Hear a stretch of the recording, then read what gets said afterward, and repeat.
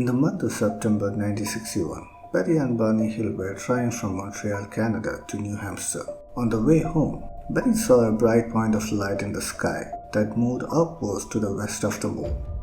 While Barney was driving, Betty reasoned that she was observing a falling star. But when it started moving erratically and grew bigger and brighter, Betty urged Barney to stop the car for a closer look. Barney stopped at a scenic picnic area just south of Twin Mountain.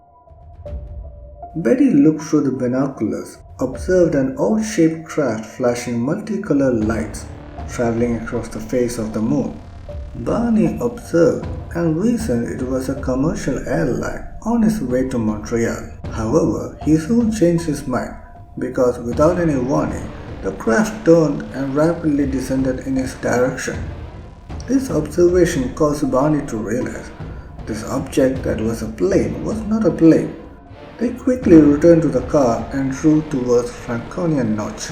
They continued driving on the isolated road, moving very slowly through Franconia Notch in order to observe the object as it came even closer.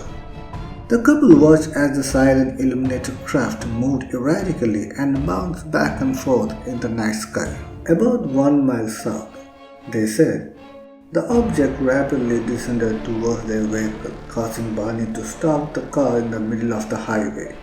The huge silent craft hovered above the car and filled the entire field of view in the windshield.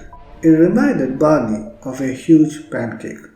Carrying his pistol in his pocket, he stepped away from the vehicle and moved closer to the object. Using the binoculars, Barney claimed to have seen 8 to 11 humanoid figures who were appearing out of the craft window, seeming to look at them. In a few seconds, all the other humanoid figures disappeared from the window beside one.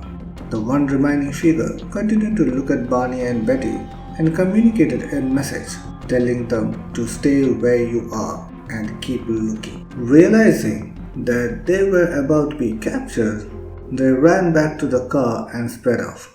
At some point, Betty and Barney Hill heard strange beeping noise from their trunk and eventually lost consciousness. They came around 2 hours later and was 35 miles down the road. Confused and frightened, they went back home.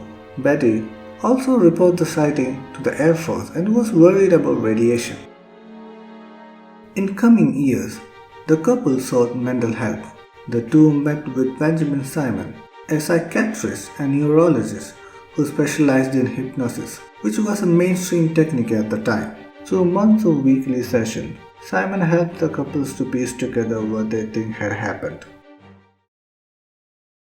The grey beings walked them up a long ramp and into the spacecraft.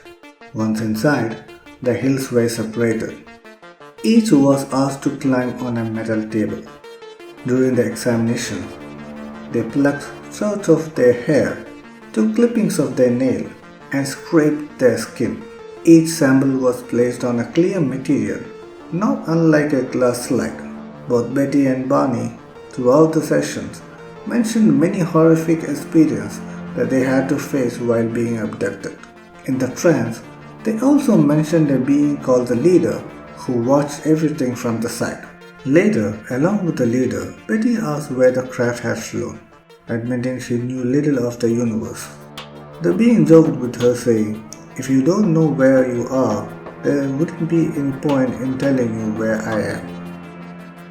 Under hypnosis, Betty also replicated the star map shown to her on the ship. Years later, a woman named Margaret Fish attempted to interpret Betty's reproduction of the map and concluded that the being had came from the star system Zeta Reticuli.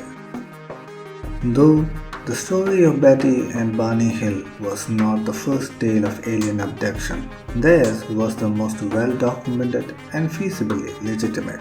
After this encounter, Betty Hill continued doing research on UFOs for the remainder of her life, and the story of Hills became one of the most widely publicized alien encounters in history.